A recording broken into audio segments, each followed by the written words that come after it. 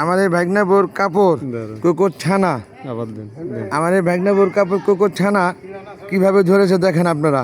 মানে সবচেয়ে পছন্দ করলো সে কাপড়টাকে, যা খুব ভালো লাগলো। অনেক আনন্দের মাঝে, ভ্রমণের মাঝে, পারিবারিক ট্যুর, আমাদের দুই পরিবার একসাথে আমরা 11% এসেছি কক্সবাজার ঘুরতে, অর্থাৎ সমুদ্র সৈকতে। সেখানে এসে আমরা পাহাড় পর্বত অনেক জায়গায় ঘোরার মধ্যে একটি আনকমন মানে বিতর্কিত একটি ঘটনা, কাপড় পছন্দ করে ফেললো কুকুর ছানা।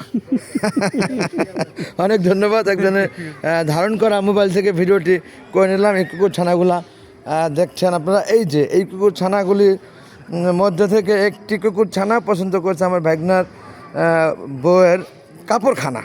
এই হলো কুকুর ছানাগুলা। ধন্যবাদ। আমরা চলে যাচ্ছি, আবার হবে তো দেখা, এ দেখা এই শেষ দেখা নয় তো। আসিলে আবার হইব দেখা, হৃদয়ের স্মৃতি রহিল রাখা। অনেক ধন্যবাদ। আবার সেই মূর্তিগুলো দেখছেন এখন নামতে অর্থাৎ বের হইতে হাতের ডানে একই ধরনের, একে শুরু থেকে শেষ পর্যন্ত, এবং হাতের বামে ভিন্ন ভিন্ন মূর্তিগুলা। আমাদের কুকুর ছানার ভিডিও আমি করে নিয়েছি, আমার সেই ভাগনা বউটাকে দেখাবো না, অবশ্যই দেখাবো। মূর্তিগুলি দেখতেছেন আপনারা।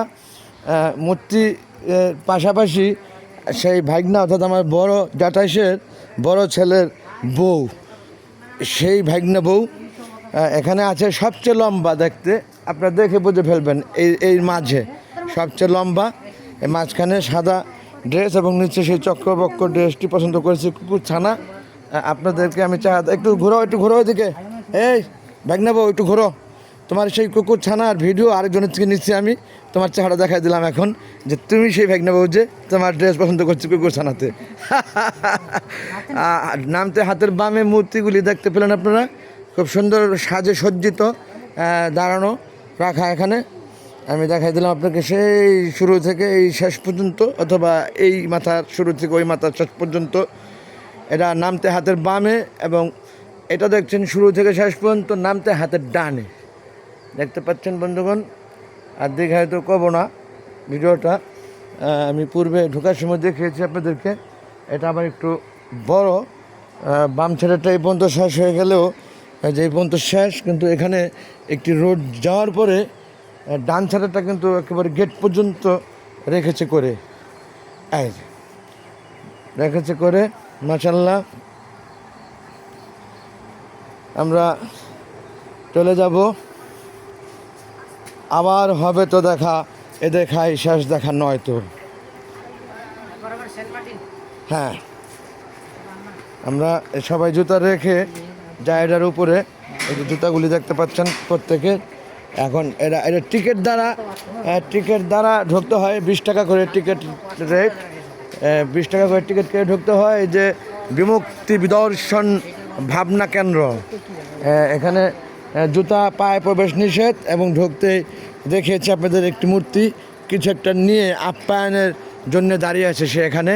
এটা খুবই ভালো লাগলো আমার কাছে দেখে। আর ওই পাশে থেকে এক সিরিয়ালে মূর্তিগুলা দিয়ে অভ্যর্থনা জানিয়েছে আমাদেরকে, আমার বিশ্বাসটা মানে প্রতিটা পর্যটকদেরকে একেবারে শেষ পর্যন্ত উভয় সাইডে দেখতে পাচ্ছেন আপনারা।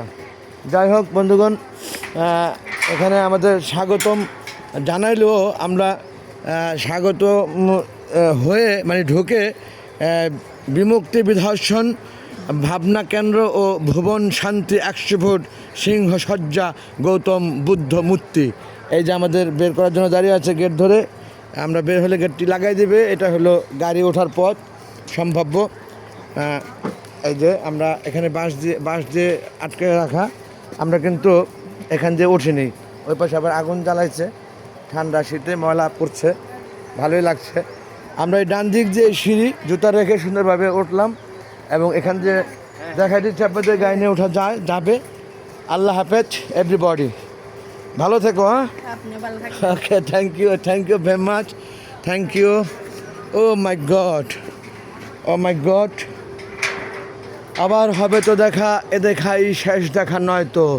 ভুবন শান্তি 100 ফুট সিংহসজ্জা গৌতম বুদ্ধ মূর্তি। গেটটি দেখতে পেলেন আপনারা, সুন্দরভাবে আমি দেখিয়ে দিলাম।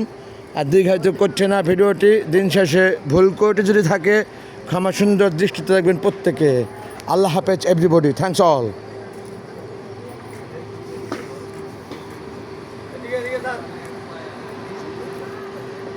কি